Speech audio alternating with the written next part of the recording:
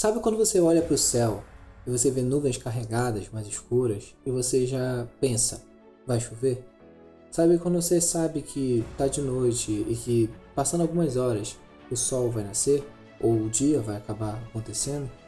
Todas essas relações que você faz são relações de causa e efeito. E se eu te dissesse que, segundo o autor David Hume, essas relações que você está fazendo agora não são relações lógicas? Isso mesmo. Para David Hume, nossas relações relacionadas à nossa experiência, ao nosso cotidiano, não são relações lógicas. E é sobre isso e outras coisas que a gente vai falar nesta aula. David Hume é considerado um autor empirista, do tipo do empirismo lógico, que é um cara que vai se preocupar em refazer e repensar alguns pontos da teoria do próprio Francis Bacon sobre o empirismo. Ou seja, ele vai dar uma personalizada na parada, discordando em vários pontos com Locke e com mesmo o Francis Bacon, como eu acabei de falar. É um cara super interessado em perceber os limites da ciência, vai investigar coisas muito importantes e interessantes e vai fazer uma espécie de faxina na filosofia, sendo muito importante e influente no pensamento de caras como o Kant. Na sua busca por uma verdade científica, David Hume considerou principalmente que existe uma relação entre tempo e nitidez das coisas, ou seja, quanto mais rápido eu estou mais próximo de uma sensação, mais verdadeira, mais verossimilhança há no fato. Então eu não posso demorar muito tempo para poder averiguar algum fato, porque a distância daquela sensação, daquela experiência, me torna a ideia mais embaçada, menos nítida. Aqui você pode comparar o fato de você lembrar de alguma coisa com a distância do tempo. Quanto mais tempo você tem dessa coisa, mais distante fica a lembrança. Pode pensar no aroma, por exemplo. Pode pensar também naquela matéria da prova que você está estudando. Se você reforçar a matéria logo depois que você assistiu a aula, de noite em casa, a tua chance de lembrar dessa matéria a longo prazo é bem maior. Agora, se você deixar para poder tentar relembrar a matéria bem depois, a sua chance de ter esquecido grande parte dos conteúdos a princípio é bem maior. Então existe uma relação aqui de tempo e nitidez em David Hume. Uma coisa importante, que aqui é uma discordância com o pensamento do Francis Bacon, é a questão das nossas percepções particulares. Então quando você elabora a ideia sobre alguma coisa, sobre um carro, a ideia sobre uma casa, na verdade essa ideia não é um fato concreto. Essa ideia, na verdade, é muito subjetiva. É uma relação geral que você mesmo fez ao analisar várias casas. Então você analisou várias casas, vários cachorros, vários cavalos, vários objetos no cotidiano e criou uma ideia que é sua, é subjetiva sobre alguma coisa. Então você tem a ideia de uma árvore, tem a ideia de uma casa, tem a ideia de um cavalo, tem a ideia de um cachorro. Essa ideia é concreta e é real? Não. É objetiva? Não. É externa a você? Com certeza não. Essa ideia é subjetiva. Por que isso é importante? Lembra que o Francis Bacon é aquele autor do empirismo, considerado um empirismo mecanicista, que entende que o ser humano tem que largar sua humanidade para poder fazer o método. Ele é muito objetivado, né? Então não tem nada de nós para poder fazer. O lado humano é esquecido para poder fazer ciência. O que o David Hume entende é que é impossível fazer ciência nesses moldes, porque para poder eu criar uma análise geral de alguma coisa, a minha ideia geral sempre vai ser um ponto subjetivo. Então a minha análise subjetiva, meus pontos subjetivos, são essenciais para fazer ciência, porque eu não tenho como fazer ciência sem eles. E com relação à linguagem, por exemplo, Francis Bacon vai apontar que o ser humano precisa ter cuidado com a linguagem. Porque a linguagem é para poder expressar um pensamento, e eu não posso ficar perdendo tempo para poder expressar pensamentos que não sejam concretos. Tudo que a linguagem precisa aprender e transmitir tem que ser algo relacionado a um objeto concreto, a uma experiência. Eu não devo perder tempo com questões metafísicas. Aqui é um ponto em concordância com Francis Bacon. Ele, como bom empirista, vai reclamar das grandes questões metafísicas do universo, tudo aquilo que não é concreto. Então, por que questionar Deus? Por que questionar se eu sinto dor, ou raiva, alegria ou felicidade? São questões metafísicas que saem do plano físico, que saem da nossa experiência sensível. Logo, essas coisas não devem ser importantes para a filosofia. As palavras, a relação com a minha linguagem, deve ficar precisa com relação ao que eu posso fazer como experiência. E aqui, em mais um ponto, concordando com Francis Bacon, ele vai ignorar as questões metafísicas. Em seu livro, Investigações do Entendimento Humano, Hume vai questionar uma coisa muito importante. Se para Locke nós nascemos com uma espécie de tábula rasa, uma folha em branco onde as informações são inseridas, Hume vai questionar ainda como essas informações vão ser inseridas no ser humano e vai se mostrar cético.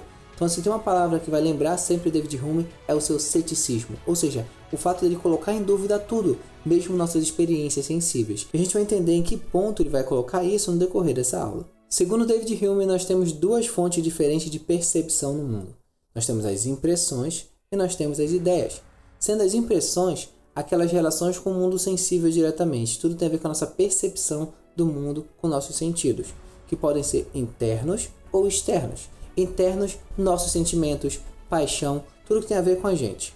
Externo, a nossa relação com o mundo, como eu enxergo as coisas, como eu sinto as coisas. Isso são impressões, que seriam coisas de primeira grandeza para David Hume. Do outro lado, tem as ideias. As ideias seriam concepções que seriam derivadas das nossas sensações, ligadas à nossa imaginação, da nossa reflexão sobre essas coisas. Logo, as ideias, como reflexões das coisas que são experimentadas, seriam de segunda mão, seriam coisas menos precisas, sabe? Então, olha só, se o David Hume tivesse que escolher entre impressões e ideias para dizer qual é o principal objeto para poder formar o conhecimento humano, ele diria que as impressões são mais nítidas, mais seguras, e que as ideias são menos nítidas, mais embaçadas, menos confiáveis. Por quê? Porque elas estão mais distantes do fato concreto, que é a experiência. Por isso, a experiência seria a base de todo tipo de conhecimento, que ele vai chamar de conhecimento empírico ou de questões de fato. Questões de fato são os conhecimentos relacionados à nossa experiência, que são os principais do mundo. No outro lado, eu tenho as ideias, que no máximo formam relações de ideias. Relações de ideias são os conhecimentos baseados na nossa capacidade de raciocinar sobre as coisas, que seriam de segunda grandeza para David Hume. Essas ideias se relacionam, e as ideias podem ser relacionadas e classificadas em três tipos para David Hume. As relações de ideias com relação à semelhança, as relações de ideias com relação à contiguidade de tempo e lugar, e as relações de ideia com relação à causalidade. O importante daqui é saber que todo raciocínio baseado na relação das ideias, ele independe de um objeto concreto para poder fazer.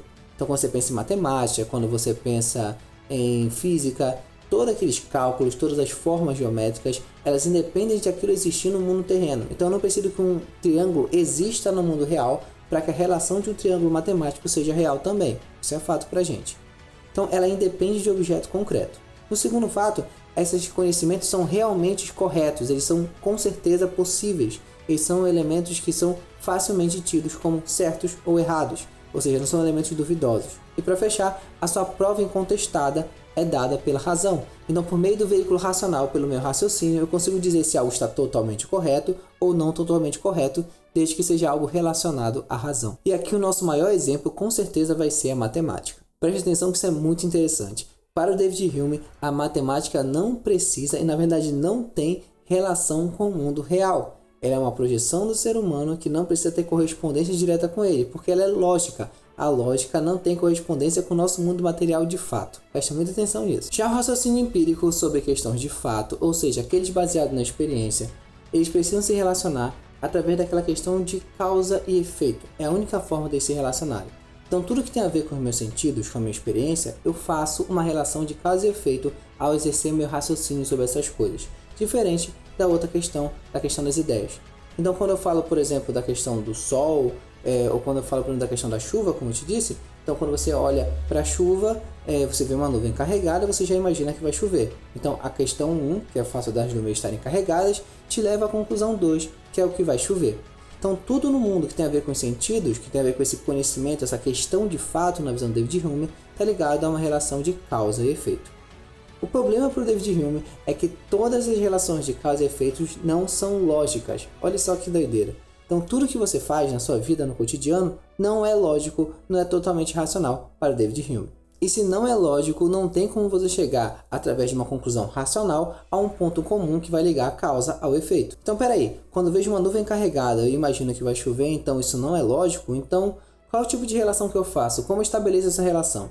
Bem simples. Para o David Hume, essa relação é estabelecida pelo costume. O teu costume, a adaptação ao cotidiano, é o que fará a gente pensar em como essas relações acontecem. É assim que eu estabeleço parâmetros. Por exemplo, eu só posso afirmar que o dia vai nascer em tantas horas, ou que vai ficar claro em tantas horas, por uma relação de cotidiano, porque normalmente isso acontece. Agora, é lógico, é certeza, é conclusivo de alguma maneira que existe uma relação entre tempo e o tempo que vai ficar mais claro, mais escuro? Não, porque pode ter alguma intercorrência no meio do caminho que possa fazer o sol não aparecer de manhã cedo. ou posso ver uma nuvem muito carregada e pode não chover. Existem várias coisas que podem acontecer nesse caminho.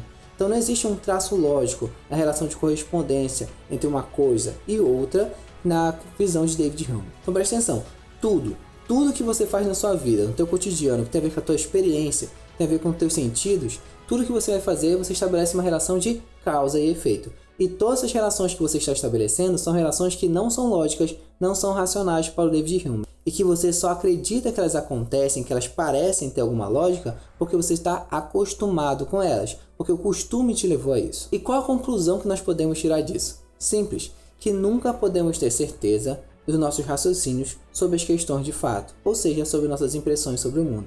Eu nunca posso ter certeza de uma relação de causa e efeito que eu posso fazer. Qualquer tipo de relação de causa e efeito que eu faça não pode ser tido como lógica ou racional. Sempre tem que ser uma coisa colocada em dúvida, porque na verdade é só meu cotidiano falando comigo. Por que isso é muito importante? Porque isso impacta muito mais o metafísico ou as tendências metafísicas ou racionalistas, como a gente viu antes, do que os empiristas. Preste atenção.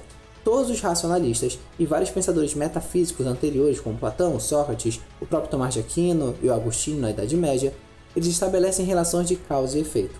Por exemplo, Deus seria uma espécie de resposta, para Tomás de Aquino, dele ser a causa de todas as coisas, porque nós somos a coisa causada por Deus, porque existe uma relação entre causa e efeito, sacou?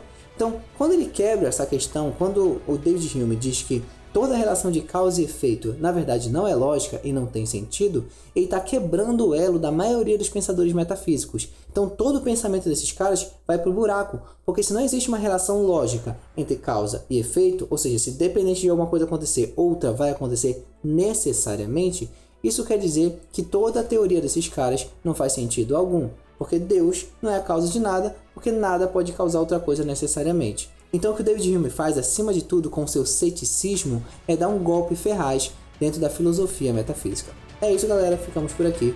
Valeu!